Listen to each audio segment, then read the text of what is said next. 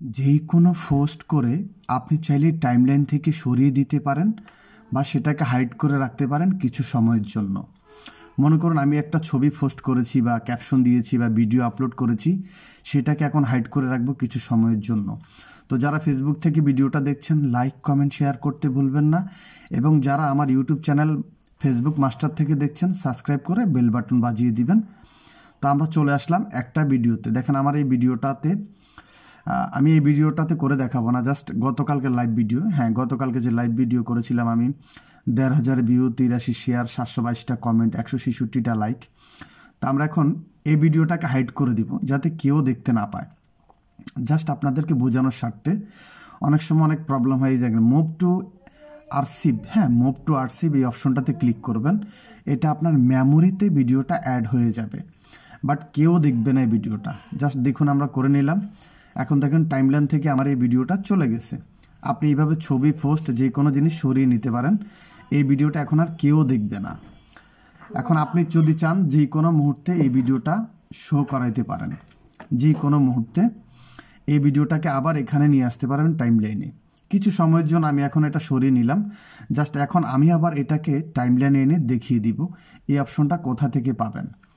Just একটু follow করেন আমার সাথে। এই ভিডিওটা কিন্তু আমার টাইমলাইনে নেই, ঠিক না?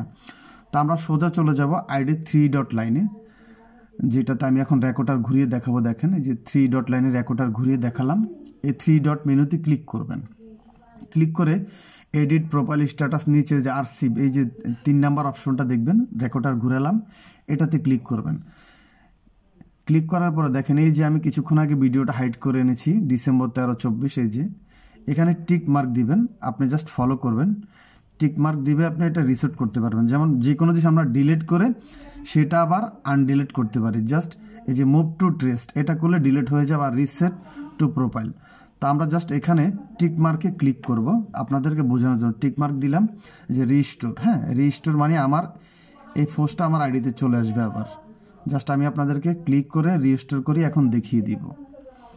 দেখুন এখন আমি এখানে ক্লিক করব। ক্লিক করার পরে কি দেখায়, এখান থেকে ভিডিওটা সরে যাবে। এই যে রিস্টোর কনফার্ম করলাম, রিস্টোর প্রোফাইল আইটেম। ওকে, জাস্ট ভিডিওটা এখান থেকে সরে সোজা আমার টাইমলাইনে চলে গেছে। Restore item to your profile already চলে গেছে। তা আপনিও চাইলে কিছু সময়ের জন্য আপনার ভিডিওটাকে সরিয়ে নিতে পারেন। তো আমার এখানে একটু সার্ভার ডাউন, এই জন্য সাথে সাথে দেখাচ্ছে না। আবার এখন দেখবেন দেখাবে, আবার দেখাবে না, কারণ আজকে একটু সার্ভার, এই যে ভিডিওটা আসছে এসে আবার একটু সার্ভার ডাউনের কারণে দেখাচ্ছে। সমস্যা নাই, আপনি এইভাবে ভিডিওটা হাইড করে নিতে পারেন। সবাই লাইক কমেন্ট শেয়ার করে দিবেন ভিডিওটা ভালো লাগলে।